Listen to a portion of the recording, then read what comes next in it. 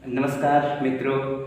आज बड़े ही खुशी की बात है कि आज हमारे बीच इस जो सेशन में जो आध्यात्मिक परिचर्चा जो हमेशा होती है, और मैंने कहा भी था कि प्रतिदिन कोई न कोई गेस्ट जैसे समय मिलता है, जब भी ब्रह्मा कुमारी राजयोग मेडिटेशन सेंटर फाजिल नगर, जिला कुशीनगर, उत्तर प्रदेश के इस केंद्र पे जब भी महान आत्माओं का आगमन होता है, तो मैं प्रयास करता हूँ कि जो चर्चाएँ इन महानुभावों से होती है वो आप तक भी जाए। और उसी क्रम में आज बड़ी ही खुशी की बात है कि उत्तर प्रदेश कृषि विभाग के पूर्व डायरेक्टर श्री विनय प्रकाश श्रीवास्तव जी हमारे बीच उपस्थित हैं। सर, आपका बहुत बहुत धन्यवाद इस मतलब सेशन में। सर, हम कुछ जानना चाहेंगे आपको। बहुत बहुत धन्यवाद। सर, आपसे बहुत खुशी की बात है कि आप इतने बड़े पद पे रहते हुए भी आजकल लोग अध्यात्म के प्रति उतनी रुचि नहीं है, लेकिन आपको कैसे ये रुझान हुआ? थोड़ा सा अपना पूरा बायोडाटा बताएं ताकि हमारे जो दर्शक जो देख पा रहे हैं उनको लाभ मिले। अपनी पूरी बायोडाटा बताएं, कैसे आप इस आध्यात्मिक मार्ग को चुना? आपने इतना बिजी शेड्यूल रहा, फिर भी आपने इस आध्यात्म के मार्ग को क्यों चुना, और उस सारी डिटेल बताएं आप सभी दर्शक। ओम शांति। ओम शांति। ओम शांति। देवियों, देवताओं, सज्जनों और महानुभावों, आप सभी को पुनः। मैं तो मूलतः कृषि अधिकारी था, कृषि वैज्ञानिक। तो वैज्ञानिक लोग ऐसे ही भगवान को बहुत कम मानते हैं, उसकी व्यवस्था को कम स्वीकार करते हैं। लेकिन मेरी श्रीमती जी, उनके अंदर भक्ति की पराकाष्ठा थी, और जनपद सीतापुर में मैं जिला कृषि अधिकारी था। तो उन्हीं दिनों कोई ऐसा मंदिर नहीं बसता था, कोई ऐसा स्थान नहीं बसता था जहाँ हमको श्रीमती जी को ले जाना पड़ता था, न ले जाना पड़े। एक दिन की बात है, शास्त्रों में चूँकि लिखा हुआ था, और मेरा मंदिर में कोई ज़्यादा मन नहीं लगता था, थोड़ा बहुत उनके साथ फॉलो करते थे। तो शास्त्रों की बात कहीं से हमने सुना था कि महिलाएं जितना वो भगवान से लेती हैं, उसमें पुरुषों को आधा मिल जाता है। हमने कहा हमें मंदिर वगैरह जाने की क्या जरूरत है, श्रीमती जी जाए।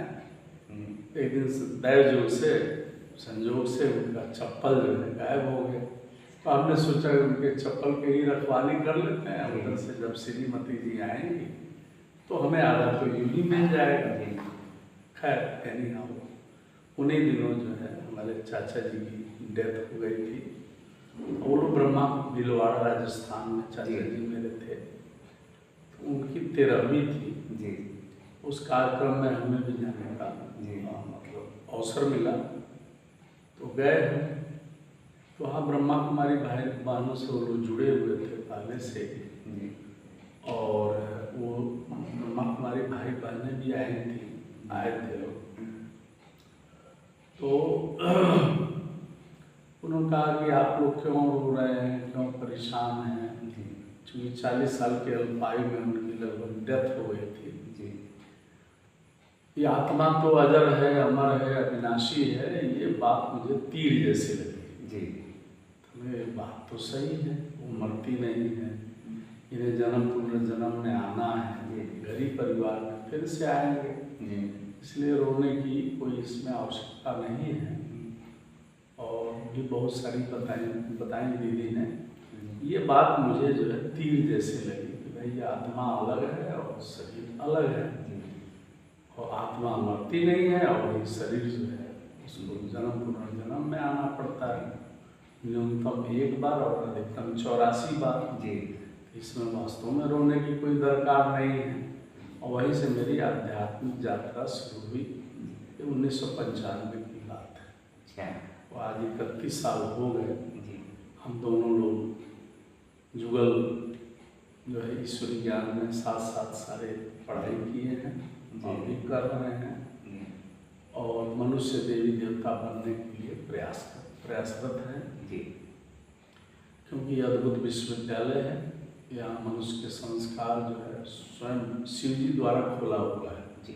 और सारे विश्वविद्यालय जो है मनुष्यों द्वारा खोले गए हैं। ये अद्भुत विश्वविद्यालय, अद्भुत पढ़ाई होती है, अद्भुत देवी देवता की डिग्री मिलती है। तो यहाँ ये तो क्षेत्र ही ऐसा था। हमारे पिताजी यहाँ प्रिंसिपल भी थे। इस क्षेत्र का पुराना नाम जो है एक तरीके से पावानगर है, महावीर जी के समय से। लेकिन बाद में जो है इसको फाजिल नगर किया गया, क्योंकि आदिल और फाजिल, हमें तो उर्दू आती नहीं थी, हमारे पिताजी उर्दू भी जानते थे। और उन्होंने ही बताया कि ये तो BA MA की डिग्री जैसे उसको आदिल फाजिल डिग्री कहते थे। यानी पढ़ाई जो है बहुत पहले से इस क्षेत्र में होती आ रही है। और इंटरमीडिएट कॉलेज खुला, फिर जो है यहाँ महाविद्यालय खुला, और फिर उसके बाद इंटरमीडिएट कॉलेज तो बहुत पहले से था, लेकिन उसके बाद से महाविद्यालय की डिग्री कॉलेज खुला, और उसके बाद से ये अद्भुत ईश्वरी विश्वविद्यालय भी यहाँ पे खुल गया। तो मैं तो वैसे नौकरी में विभिन्न जनपदों में रहा, तो वहाँ ईश्वरी विश्वविद्यालय के केंद्रों पे जाता आता रहता था। और लखनऊ मेन जो केंद्र है गोमती नगर में, वहाँ पे विधिवत हमने पढ़ाई शुरू कर दी। और 2015 में MD UT सीड्स कॉर्पोरेशन से रिटायर होने के बाद तो मैं ईश्वरी विश्वविद्यालय के उसमें तान से पूरी जुड़ा हुआ हूँ।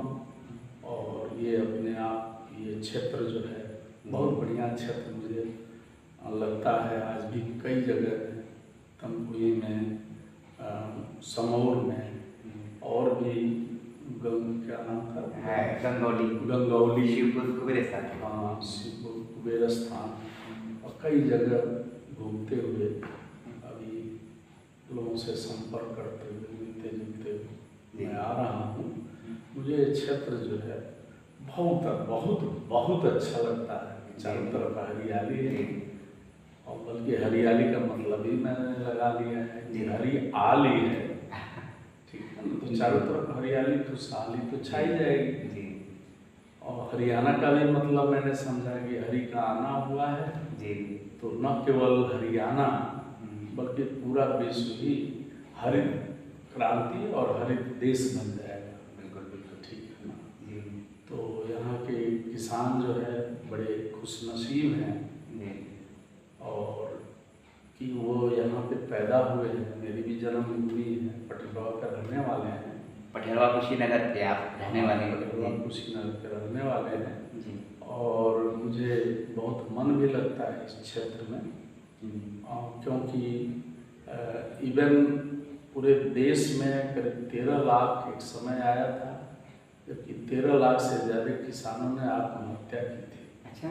और लेकिन कुशीनगर जनपद में इतनी खुशहाली यहाँ है कि यहाँ कोई आत्महत्या किसानों ने नहीं की। तो बहुत अच्छी बात बताई आपने।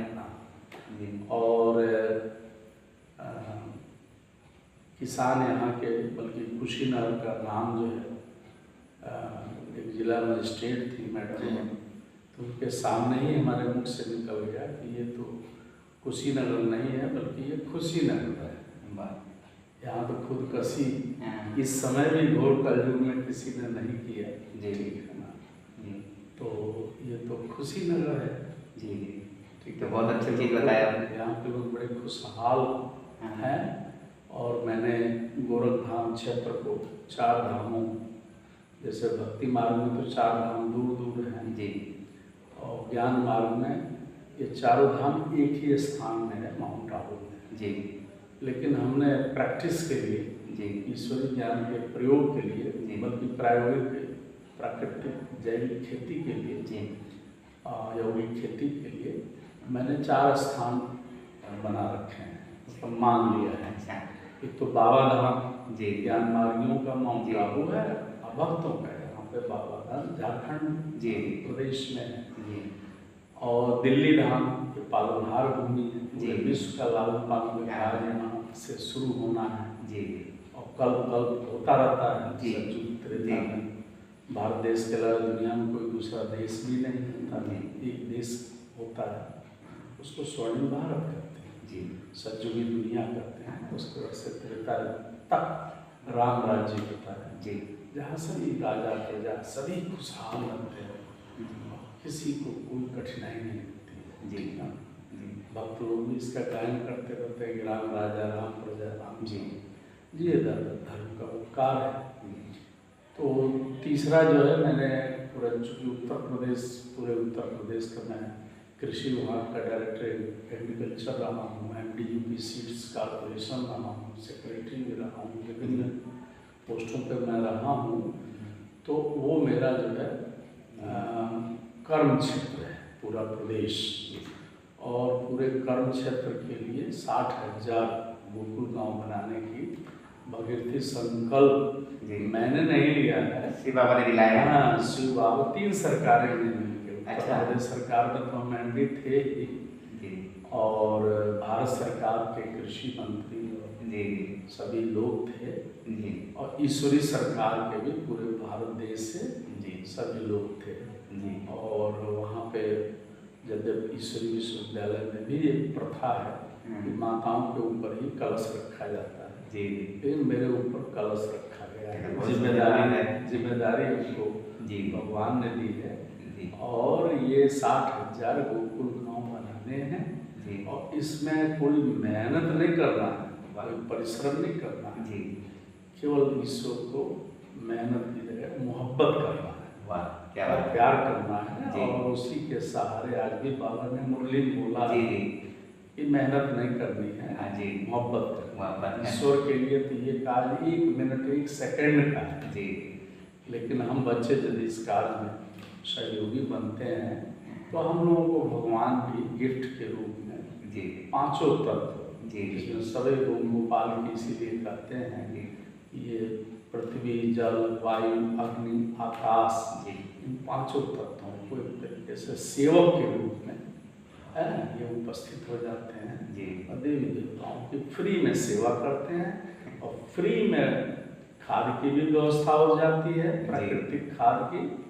लकड़ी कोयला पत्थर का कोयला हीरे ज्वारात सोने चांदी, जैसे 118 से ज़्यादा बृहद सूक्ष्म अति सूक्ष्म तत्वों की व्यवस्था भगवान कर देते हैं, और ये आप देखते रहिए कि कैसे कर देते हैं। और इसमें पूरी व्यवस्था जो है सतयुग से लेकर त्रेता तक, द्वापर से लेकर के कलयुग अंत तक, जब से फर्टिलाइजर पेस्टिसाइड आया है, कीटनाशक जहर मैं उसको करता हूँ, और ये रासायनिक खाद जब से आया है तभी से एक तरीके से जनसंख्या चूँकि हम लोगों ने बढ़ा ली है, ईश्वर की बात हम लोग माने नहीं, और बच्चे ज़्यादा पैदा कर लिए हैं, जमीन जो है लिमिटेड है, कम होती जा रही है, तो इसकी वजह से जो है किसान जो है बहुत परेशान रहने लगे। तो जनसंख्या वृद्धि बढ़ जाने के कारण जो है वो वैज्ञानिकों ने प्रकृति के नाइट्रोजन से, फास्फेट पोटास के माध्यम से बाहर से तत्वों को डालना शुरू किए, ताकि ज़्यादा उत्पादन हो तो ज़्यादा लोगों के लिए भरण पोषण हो सके। नहीं तो ये इस व्यवस्था के अंतर्गत जो है शुरू से लेकर 4,009 लगभग 4,950 वर्षों तक एक प्राकृतिक प्रायोगिक यौगिक व्यवस्था जो है ईश्वर कायम कर देते हैं। कोई बीमारी भी नहीं होती है, कोई परेशानी भी नहीं। 2,500 साल 2,500 तक तो ये व्यवस्था रहती ही रहती है, सतयुग से लेकर त्रेता तक, आधे कल्प तक। लेकिन उसके बाद भी सतयुग त्रेता 2 पार बीतने के बाद द्वापर से भी ये व्यवस्था वही कायम रहती है। इसीलिए फर्टिलाइजर पेस्टिसाइड 50-60 साल हम लोग छोटे थे, जूनियर हाई स्कूल वगैरह में पढ़ रहे थे, तभी ये आया 1960 के आसपास, 65 के आसपास आया है। तो हमारे घर में तो इसी को लेकर यूरिया DAP पोटास को ही ले करके हमारे पिताजी चूँकि प्रिंसिपल थे, BDO लोग संपर्क में रहते थे। पवनगर में इंटर कॉलेज के यशस्वी प्रधानाचार्य आपके पिताजी थे, तो उसमें पढ़ाई करते थे, उनके बच्चे भी। तो BDO लोग भी चाहते थे कि भाई ग्राम सेवक लोग जाके डिमॉन्स्ट्रेशन करें, यूरिया की फ्री डिमॉन्स्ट्रेशन हुआ करती थी। तो हमारे पिताजी तो तैयार थे, हमारे बड़े पिताजी मतलब पोस्ट मास्टर साहब थे पटेरवा में, तो वो तैयार नहीं हुए थे। तो उस समय उन्होंने ही कह दिया कि आप उधर वाले पोर्शन में जी अपना बोइए, हम इसको नहीं डालेंगे क्योंकि हड्डी चूड़े वाली ये खाद है। अच्छा तो हमारे घर में तो इसको लेके अलगाव भी हो गया था, जी अच्छा परिवार दो भागों में बढ़ जी गया था। जी खैर नहीं, हम अगले कुछ ही समय के बाद 6 महीना भी नहीं बीता होगा, जब यूरिया से हरियाली देखा लोगों ने जी तो उन लोगों ने भी डालना और गांव में और डालना शुरू किया। मैंने अपने आंखों के सामने जी। तो ये चौथा धाम हमारा गोरख धाम है। अच्छा ये मेरा जन्मभूमि है जी और ये तो एरिया महावीर की, महात्मा बुद्ध की जी और रामचंद्र जी की, देवी देवताओं की भी, जी श्री कृष्ण जी की भी, सबकी ये जन्मभूमि, कर्म भूमि, अवतरण भूमि रही है उत्तर प्रदेश जी। है ना।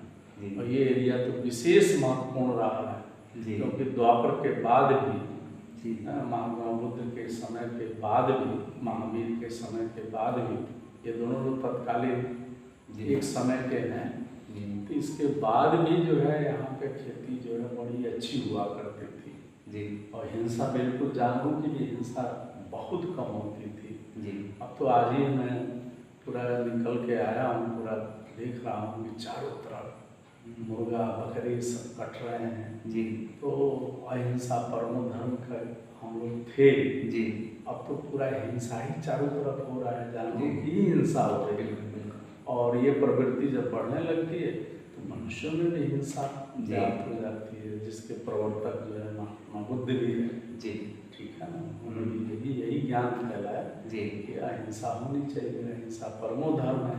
जी तो गोरखधाम क्षेत्र में भी विशेष रूप से चूँकि मेरा ये वो जी जन्मभूमि है, जी तो यहाँ से चूँकि हमारी पढ़ाई भी हुई है, जी इंटरमीडिएट तक तो यहीं से पढ़ाई हुई। पावानगर से, महावीर वाले से जी हाँ, जी। हाई स्कूल भी किया मैंने, इंटरमीडिएट भी किया और उसके बाद से तो पंतनगर कृषि विश्वविद्यालय में पढ़ाई करने के लिए जी मैं नैनीताल चला गया था। जी और फिर वहाँ से पढ़ाई हुई, फिर PCS की नौकरी में बिजी रहते थे बहुत, उसी में मैंने समय निकाल के जी पूरा ईश्वरी ज्ञान की पढ़ाई भी की है। किस सन में 1995 1995 से आज 31 वर्ष करीब हो गए।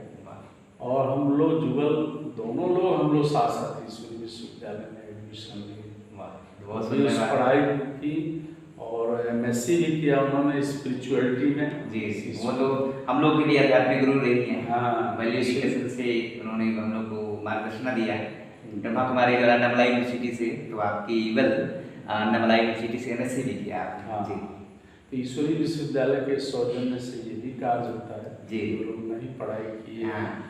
तो ईश्वरी पढ़ाई के लिए स्पिरिचुअलिटी में और भी कई सब्जेक्ट हैं जी उस सब्जेक्ट में जो है पढ़ाई भी होती है, जी। डिग्री भी मिलता है जी। मलाई यूनिवर्सिटी और जी। यूनिवर्सिटीज़ के कोलोब्रेशन से। जी और डिग्री तो यहाँ स्वयं ही लेना होता है, ठीक जी। है, प्रमाण पत्र स्वयं ही इशू करते हैं, भगवान इशू करते हैं, जी अपने को लेना होता है।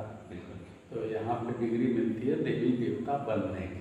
बहुत बहुत धन्यवाद भाई साहब। अभी आपने सुना कि भाई साहब ने एक उत्तर प्रदेश कृषि विभाग के पूर्व डायरेक्टर होते भी आपने अध्यात्म को अपने जीवन में अपनाया।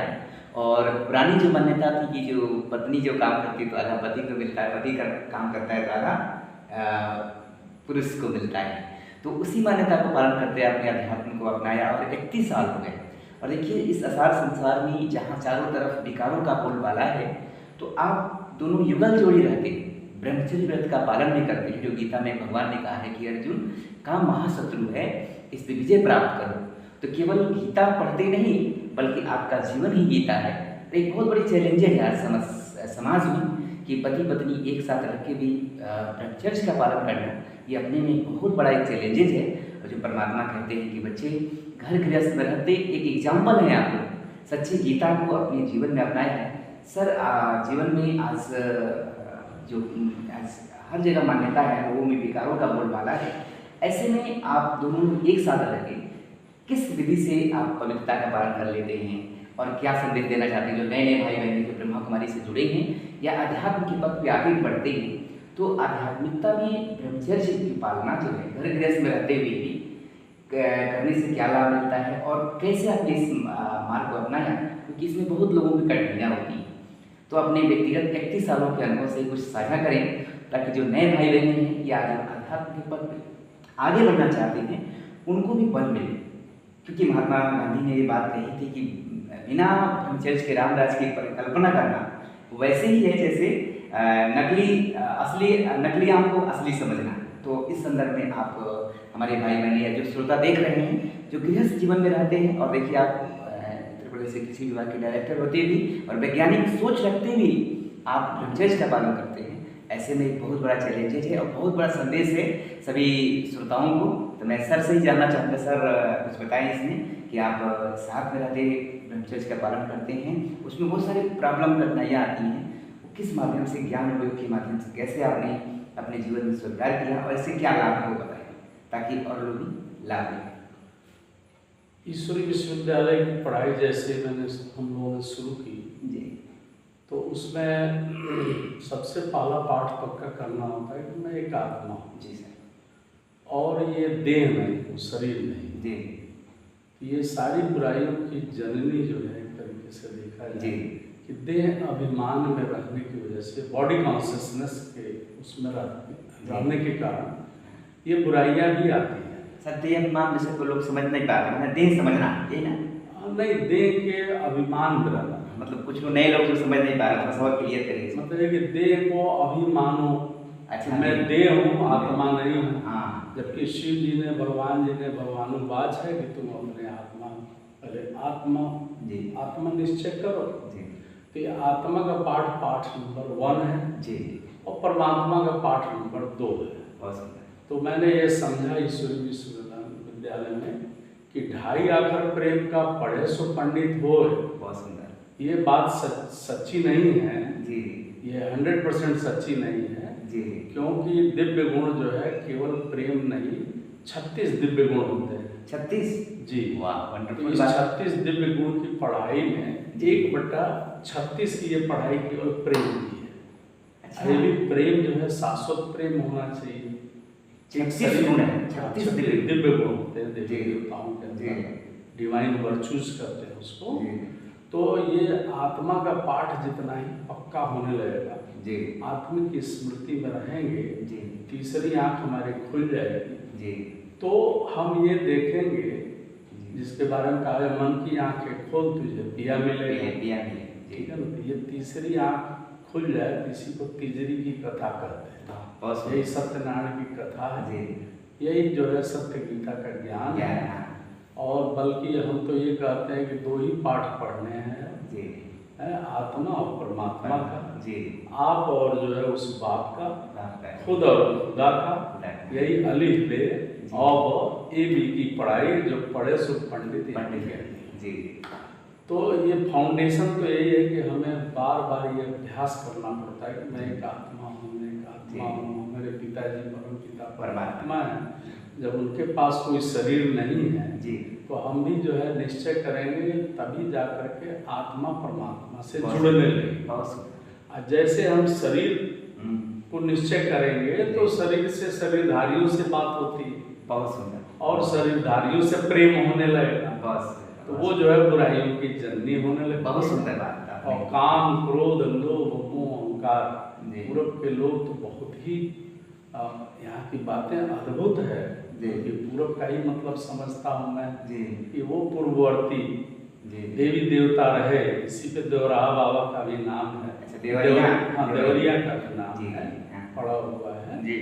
तो ये पूरब के लोग जी जो देवी देवता रहे जी पास्ट में, बिल्कुल वो इस समय मनुष्य बने हैं, मनुष्य, ठीक है ना। तो उस रब में लीन रहना है, ईश्वर में लीन रहना है। इसलिए पूरब के लोग जो है ये पहले ही कहते थे कि जर जोरू जमीने के पीछे तो सारी लड़ाई है जी। उसी को रिफाइंड वे में गीता में भगवान ने कहा है अर्जुन को कि हे अर्जुन, ये काम, क्रोध, लोभ, मोह, अहंकार ये नरक के द्वार हैं जी, इनको तुम जो है भूलो, ठीक है जी। इन बुराइयों को भूलो, मैं जो बताता हूँ, पाठ जो पढ़ाता हूँ, वही निश्चय करो जी कि तुम एक आत्मा हो, और आत्मा तुम्हारा स्वधर्म ही है कि तुम एक आत्मा हो। बहुत सुंदर, बहुत कि इसको धारण करते जाओ। जी। और 4 विषय हैं ईश्वरीय विश्वविद्यालय में, ज्ञान है, योग है, धारणा, सेवा। धार्मिक बनना जी और जो है सेवाधारी बनना है। जी 4 ही उद्देश्य हैं, जी। 4 ही सब्जेक्ट Subject। विषय है। इसी विषय के इर्द सारी जी। पढ़ाइयाँ होती हैं। जी तो ये पहला पाठ तो यही निश्चय करना है कि जी। ज्ञान का मतलब ये होता है कि मैं एक आत्मा आत्मा, हूँ, जी। ठीक है ना। हाँ। हमारे पिताजी परमपिता परमात्मा है, जी। ठीक है। और योग का मतलब है बिल्कुल यहाँ सहज राजयोग है, जी। राजा बनाने का योग है। जी। योग माने इस आत्मा को परमात्मा से जोड़ना, जी उसको संबंधी बना लेना। जी और उसको तुम्हें माता चपता तुम्हें सारे संबंध ईश्वर से कायम कर लेना। जी। वो तो बेटा बन के भी आपका केयर कर सकता है, हर तरह से वो आपका केयर करता है। जी। तो ये है योग, सहज राजयोग है। ये दोनों पंखे हैं, पंख है। इस ज्ञान और योग के पंख के आधार पे हमें उड़ते रहना है, हनुमान जैसे फरिश्ता बनने के लिए। जी। ठीक है ना। जी। ऊपर जाइए, नीचे आइए, जिन्न की भांति जो है जी। ऊपर जाइए, नीचे आइए। जी। आत्मिक स्मृति में आप 1 सेकंड में ऊपर पहुंच सकते हैं। जी। शरीर से तो नहीं पहुंच नहीं सकते पहुंच हैं। सकते। और फिर जो है इस तरह की धारणाएं अपनी जी। पक्की करिए। जी। इसी को धर्म कहते हैं। धारे इति धर्मा, जी। एक संस्कृत का श्लोक Yes, भी जी। है कि हमको क्या बात धारण करनी है। जी। हमको घड़ी घड़ी यही बात धारण करनी कि मैं आत्मा हूँ। हाँ। हमें अच्छाइयाँ धारण करनी है जी। और बुराइयों को छोड़ना है। जी। जिन कारणों से देवी देवता कहलाते हैं, जी। वो गुण, वो सारी चीजें, अष्टशक्तियाँ होती हैं, 9 निधियाँ होती हैं, जी। 16 कलाएं होती हैं जी। और 36 दिव्य गुण होते हैं, जैसा कि मैंने जी। अभी पहले जी। बताया है। तो इन चीजों को धारण करते जाना है। जी। ठीक है ना। जी। और फिर जो है ये सब धारणाएं पहले अपने लिए करनी है, स्व का परिवर्तन, तब विश्व का परिवर्तन। जी। ये नहीं कि हम धारण नहीं किए हैं, हम बोलने के जी। फिर अधिकारी नहीं। जी। ठीक है ना। तब जाके हनुमान जैसे, महावीर जैसे जी। हम सेवादारी बन सकते हैं। जी। विश्व सेवादारी बन सकते हैं। ठीक है ना। जी। तो इस तरह से, चूंकि मैं कृषि वैज्ञानिक रहा हूँ, कृषि का डायरेक्टर रहा हूँ, तो मेरे समझ में आया कि इतने ज़्यादा ये सब बीमारियाँ हो रही हैं। ये सॉइल की केमिस्ट्री तो एक तरीके से, जी, मिट्टी की केमिस्ट्री है। जी। तो ये तो खराब हो गया है फर्टिलाइजर पेस्टिसाइड की वजह से। जी। इम्बैलेंस। यस, बिल्कुल। अच्छा, ऊपर वाली धरती में 6 इंच 12 इंच मिट्टी जो है, उसमें तत्वों की जरूर कमी हुई जी। इसी वजह से धरती उपजाऊ, ऊसर, बंजर, उबड़ खाबड़ हो गई। जी। लेकिन नीचे की जी। धरनी में जी। इसके नीचे जो है तत्वों के भंडार भरे पड़े हैं। जी। कहते भी हैं लोग, किसी के भंडारे भरपूर हैं, जी। फाल कंटक सब दूर हो जाएंगे। एक्चुअली वो केचुआ मर गया है। जी। केचुआ जो है विश्वकर्मा जी जैसे महान इंजीनियर है, जी। वो ऊपर नीचे मिट्टी को तो लाता ही है, सैकड़ों काम करता है। जी। और वो एक तरीके से urea, DAP, potash, non unknown सारी चीजें अपने बिट्स जो उसका होता है, जी। यूरिया डीएपी जैसे ही होता है। जी। जी। पोटास जैसे, हाँ। डीएपी जैसे होता जी। है और टूट जाता है। जी। डीएपी तो जी। टूटता नहीं है। जी। तो ये सारे तत्वों की सप्लाई कर देता है वो। जी। और उससे जो है फसलें जो है बीमारी नहीं पड़ती। बिल्कुल। जब सारे तत्व मिलने लगे तो फसलें बीमार नहीं पड़ेंगी। और ऐसी फसलों से निकलने वाले अन्न, दलहन, तिलहन इत्यादि को यदि हम जब खाने लगेंगे जी, तो हम भी बीमार नहीं पड़ेंगे और सात्विकता मन में आने लगेगी। इसमें सारे तत्व मिल जाएंगे। जी। और सात्विकता अलग से होने लगेगी, तामसिक भोजन नहीं करेंगे। जी। अब आज ये तमकोई में गए तो मुझे याद आ गया, चूँकि यादों नाम पे थोड़ा गिफ्ट भी ईश्वर से मुझे स्पेशल मिला हुआ है। जी। अब वहाँ हमने सोचा कि भाई तमको ही नाम क्यों पड़ा है। जी। तो तम को ही भगाना है अपने अंदर, अंधकार को, ज्ञान अंधकार को भगाना है। इसलिए देवियों के सामने हम लोग कहते हैं तमसो माँ जो आज तो अंतर्राष्ट्रीय महिला मातृ दिवस है। तो माताओं के लिए तो स्पेशल ईश्वर ने जो है उनके ऊपर तो कलश ही रखा है इन जनरल। और पुरुषों को भी जिम्मेदार बनाया है। सबसे पहले तो इस यज्ञ में ब्रह्मा बाबा ही आगे है। और वो एक तरीके से पुरुष थे, जी लेकिन फिर भी उनको जो है माँ के रूप में उन्होंने देखा है। जी बिल्कुल पिता और माता पिता, बल्कि उन्हीं की वजह से, ब्रह्मा की वजह से माता पिता भगवान को कहते हैं।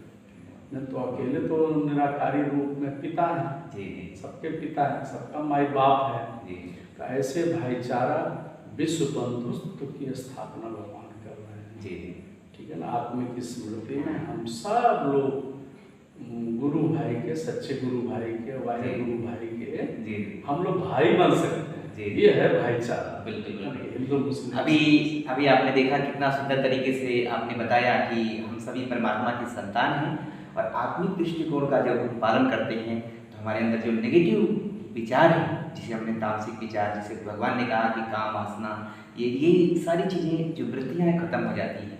जैसे कि आपने कहा कि पहले चीज़ हम दूसरों को दैहिक दृष्टि से न देखें।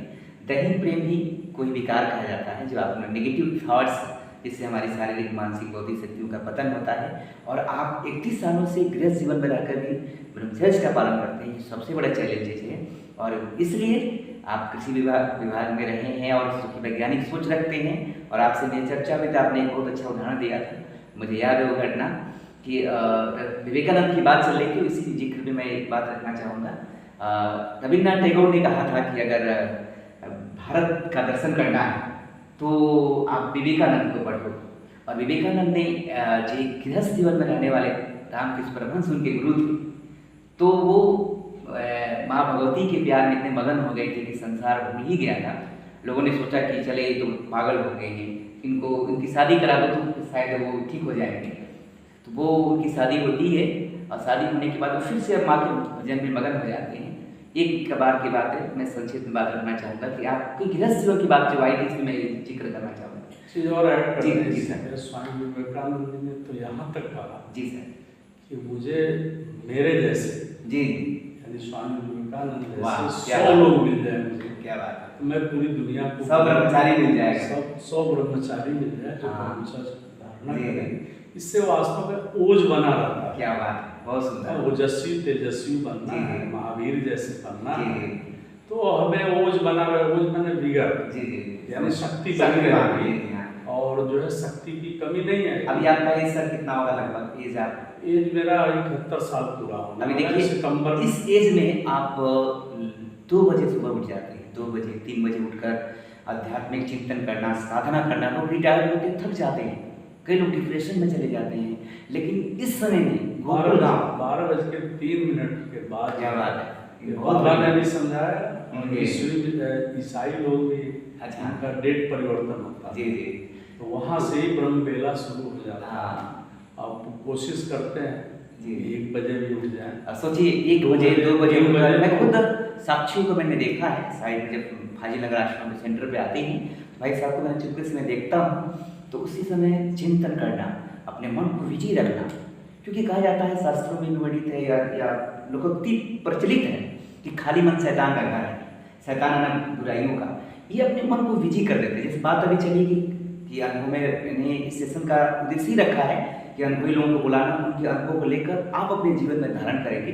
तो भाई साहब ने ये भी जिक्र कर दिया कि अगर 100 ब्रह्मचारी मिल जाए तो देखिए घर गृहस्थ में रहकर भी ब्रह्मचर्य का पालन करें। हम लोग तो रहते ही हैं पूरा ऐसे, लेकिन सबसे बड़ी बात है इस समय ईश्वरी विश्वविद्यालय में जी सर करीब 14 लाख लोग ऐसे, क्या बात है, 1 लाख 14 तालियां भी चाहिए। समर्पित भाई बहने हैं हाँ। जो कि इसकी प्रैक्टिस राज्यों की। उन्होंने 100 कहा था, 100 ब्रह्मचारी मिल जाए। हाँ।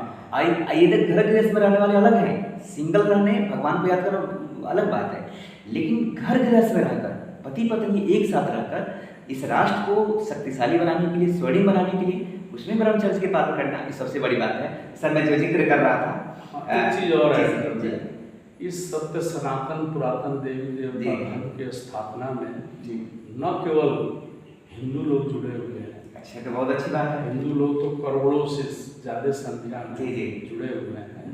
और ये फिगर भी करीब करीब 33 करोड़ 40 करोड़ देवी देवताओं का गायन है। 33 करोड़ तो देवी देवताओं का गायन शास्त्रों में भी है। जी।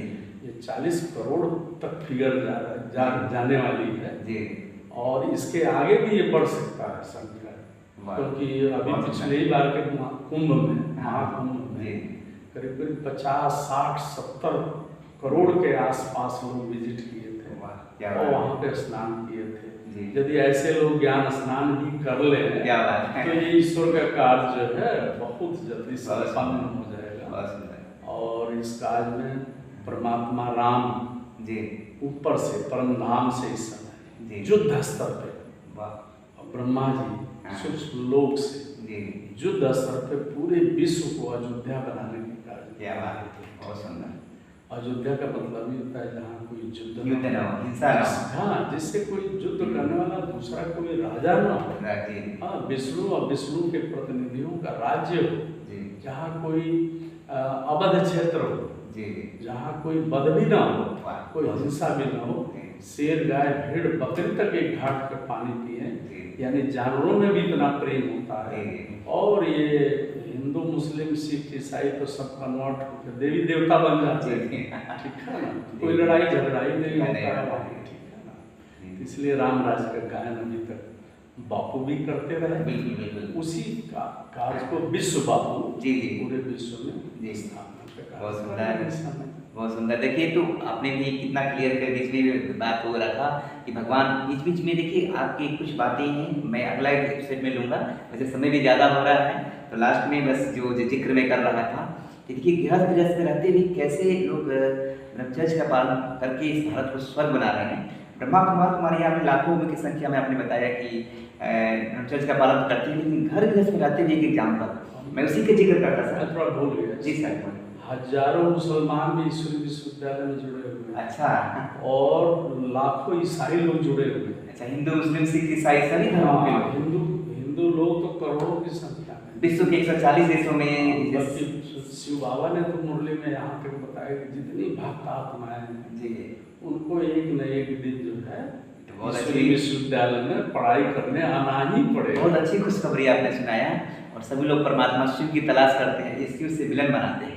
और देखिए इनके चेहरे पर इस 70 साल की अवस्था में भी 7 वर्ष के बच्चों की तरह मुस्कुराहट है और एक जुनून है। अब सोचिए कि आपका जो लक्ष्य रहता है, आपके मन में रहता है कि सभी को परमात्मा का प्यार मिल जाए, संदेश मिल जाए, है ना वैसा, यही तो टारगेट है। हम लोग चर्चा का विषय यही है और दिन रात प्रयत्नशील रहते हैं और कहते हुए सूरज भाई चाहे जिस भी माध्यम से मेरा संदेश सब तक पहुँचाओ, मुझे गोकुल गांव बनाना है। कितना कितना कितना बताया? 60,000 गाँव को गोकुल गांव बनाने का तपस्या है। हाँ, चूंकि श्री किशन जी आ रहे हैं जी जी तो श्री किशन जी रहते ही गोकुल गांव जी में, जी लेकिन अभी भी इसका एविडेंस जो है। जी भाई साहब, तो इसके माध्यम से मैं सबको संदेश देना चाहूँगा कि अगर कृषि से संबंधित, जैविक खेती के संबंधित कोई भी आपको बात करनी हो तो आप इसमें यूट्यूब चैनल के कमेंट में आप कमेंट करें, भाई साहब से हम आपसे हेल्प जो भी होगा मैं दिलवाऊँगा, या कमेंट में भाई साहब आंसर भी दे देंगे, मैं आपको बताऊँगा, आप आंसर भी दे देंगे।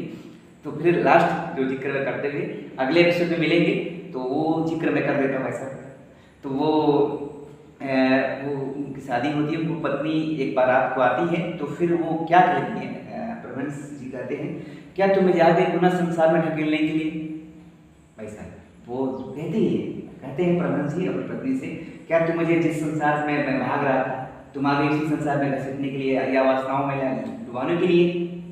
बहुत सुंदर आवाज़ था उनकी पत्नी का कि मैं आपको संसार में डुबाने के लिए नहीं आया, मैं आपको संसार में आपकी योग साधना में आपकी तपस्या में सहयोगी बनने आया। तो षोडशी पूजा ये होती है, मातृशक्ति की पूजा की जाती है। उन्होंने माँ कहा, ब्रह्मचर्य ये जिक्र किया था स्वामी विवेकानंद ने, मुझे एक कोटेशन पढ़ा था कि हमारे गुरु ने, हमने भी पढ़ा, हमारे गुरु ने अपनी पत्नी को माँ समझा। ऐसा यहाँ पे कई लोग कहते हैं कि भाई बहन समझते हैं, इसका एक जिक्र है पवित्र रहने का, क्योंकि इससे हमारी सारे, अभी भाई साहब ने कितना अच्छी बात कही, एक वैज्ञानिक सोच रखते हैं। मुझे याद आता है कि महात्मा बुद्ध ने भी इस बात कही थी कि किसी की बात को इसलिए मत मान लो कि किसी धर्म ग्रंथ में लिखी गई, किसी की बात को इसलिए मत मान लो कि जनमानस में प्रचलित मान्यता है, किसी की बात को इसलिए मत मान लो कि शास्त्रों में, वेद में या ग्रंथों में, बाइबल में, कुरान में कही गई। आप अपने विवेक की कसौटी पे कसो, स्वहित में, समाज हित में, ये तो वैज्ञानिक पद्धति है सर, जो खरा उतरे, जिससे आपका लाभ हो, समाज का लाभ हो और व्यक्तिगत शारीरिक मानसिक बौद्धिक शक्तियों का विकास हो, उसे आत्मसात करो और आगे बढ़ो। तो उन्होंने भी मातृशक्ति को ब्रह्मचर्य का महत्व दिया और इसी में, और ये आप 31 सालों से ब्रह्मचर्य का पालन कर रहे हैं और महावीर बनकर सबको जनमानस में गोकुल गांव बनाने का संकल्प ले लिए हैं। तो इसी बीच में फाड़ीनगर से लाइव आया हूँ। ये पहला एपिसोड है कि भाई साहब 20 तारीख को फिर आएंगे, तो हम दूसरा एपिसोड लेंगे। भाई साहब आपका बहुत बहुत धन्यवाद। लास्ट में कुछ कहना चाहते हैं हमारे दर्शकों को? मैं कहूँगा कि इस 3 ही तपस्या है इस दुनिया में, 3 तरह के तपस्वियों का गायन है जी। वो है ब्रह्मा जी, दूसरे एक है भगीरथ जी, और तीसरी जो है चित्रगुप्त जी। इन तीनों की तपस्या का गायन शास्त्रों में भी लिखा हुआ है कि 10-10 हजार वर्ष तक ये तपस्या किए थे, और तपस्या के फलस्वरूप भगीरथ के लिए तो ये कहा ही गया है कि गंगा को उन्होंने उतार लिया था। ये गंगा कोई ये नदी का मामला नहीं था, ज्ञान गंगा को आप भी अपने मस्तिष्क में उतार सकते हैं। वाह, क्या बात। फिर उसके बाद से जो है ये ईश्वर तो तैयार बैठे कि पूरे विश्व को एक देश, एक धर्म, एक भाषा इकट्ठा करने में ही लगे हुए हैं कि सबका धर्मांतरण करा करके, ठीक है ना, एक आत्मा के ही पाठ से आत्मा निश्चय कर लेने से सभी का धर्मांतरण हो जाएगा और एक देश की व्यवस्था जिसको स्वर्णिम भारत कहते हैं, स्वर्णिम काल भारत देश में आ जाएगा। इसी भूमि पे है। क्या बात। ओम शांति। देखिए कहा जाए फेस इंडेक्स और माइंड, चेहरा हमारे शरीर का प्रतिबिंब होता है। और देखिए मुस्कुराता हुआ चेहरा बता रहा है कि इन्होंने भगवान शिव को पाया है। लास्ट में बात बता रहा हूँ, भगवान शिव को पाया है और भगवान शिव से मोहब्बत करते, जैसे मीरा कृष्ण की दीवानी थी, आप शिव के दीवानी। शिव तो पावानगर पावानगर सब कुछ पावा ही पावा और युगल जोड़ी पाया। आपका नाम है श्री विनय प्रकाश श्रीवास्तव जी, आपकी युगल का नीलम श्रीवास्तव जी। दोनों लोगों का एक पवित्र जोड़ी, और आपका टारगेट है नर ऐसा कर्तव्य करे कि श्री नारायण बन जाए और नारी ऐसा कर्तव्य करे श्री लक्ष्मी जैसा बन जाए। तो आए आप सभी भी जुड़े नेक्स्ट एपिसोड में। भाई साहब धन्यवाद आपको, थैंक यू। ओम शांति। फिर मिलते हैं नेक्स्ट एपिसोड में। आप सभी को कमेंट में कैसा लगा, और भाई साहब से आपको कोई कृषि से संबंधित, गोकुल गांव से संबंधित कोई भी प्रश्न हो तो आप उत्तर प्रदेश कृषि विभाग के पूर्व डायरेक्टर श्री विनय प्रकाश श्रीवास्तव जी से संपर्क कर सकते हैं। कमेंट में डालेंगे, हम आपको भाई साहब से मिलवाएंगे। ठीक है भाई साहब।